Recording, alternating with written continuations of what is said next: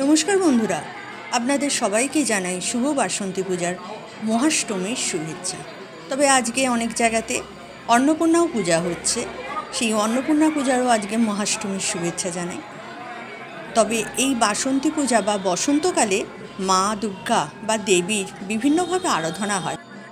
কোথাও দেবী দুর্গা বাসন্তী রূপে আর কোথাও অন্নপূর্ণা রূপে পূজা হয়।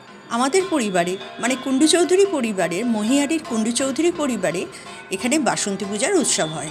যেরকম দুর্গা পূজার উৎসব ষষ্ঠীর দিনে বোধন হয়, আর সপ্তমী, অষ্টমী, নবমী, দশমী করে 4 দিনের পূজা হয়, একই রকমভাবে এই বাসন্তী পূজার পূজাটাও এই সময় 4 দিন ধরেই হয়। আজকে এটা আপনাদের দেখাচ্ছি অষ্টমী পূজার একটি অংশ। এখানে মা দুর্গাকে দেখতে পাচ্ছেন, মালা পরানো হচ্ছে। মা দুর্গা শুধু নয়, এখানে হর পার্বতী মানে মহাদেবের কোলেতে বসে আছেন মা দুর্গা, এবং সাথে তিনি তার 4 ছেলে মেয়ে লক্ষ্মী, গণেশ, কার্তিক ও সরস্বতী, এদের সবাইকে নিয়ে মা দুর্গা বাপের বাড়িতে এসেছেন। একটু ভালো করে লক্ষ্য করে দেখলেই বুঝতে পারবেন মহাদেবের বাহন ষাঁড়ও এখানে আছে।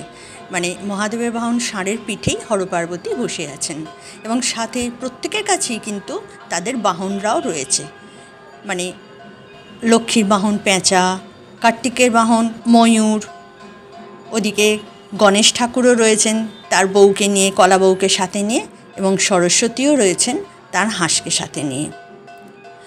তবে এই পূজার হয়তো হরপার্বতী মূর্তি দিয়ে সবসময় দুর্গাপূজা হয় না, কারণ দুর্গাপূজা থাকে একটা মহিষাসুরকে বধ করা নিয়ে। তবে এই পরিবারে কিন্তু মহিষাসুরকে বধ করার বা হিংসার কোনো ছাপ দেখতে পারবেন না। এই যে দেখতে পাচ্ছেন এখন ভালোভাবেই দেখা যাচ্ছে ষাঁড়ের মূর্তিটি, এবং সাথে ছোট্ট একটা ইঁদুর, গণেশের বাহন ইঁদুরকেও দেখা যাচ্ছে। এইভাবেই আমাদের 4 দিনের পূজা পালিত হয়ে থাকে।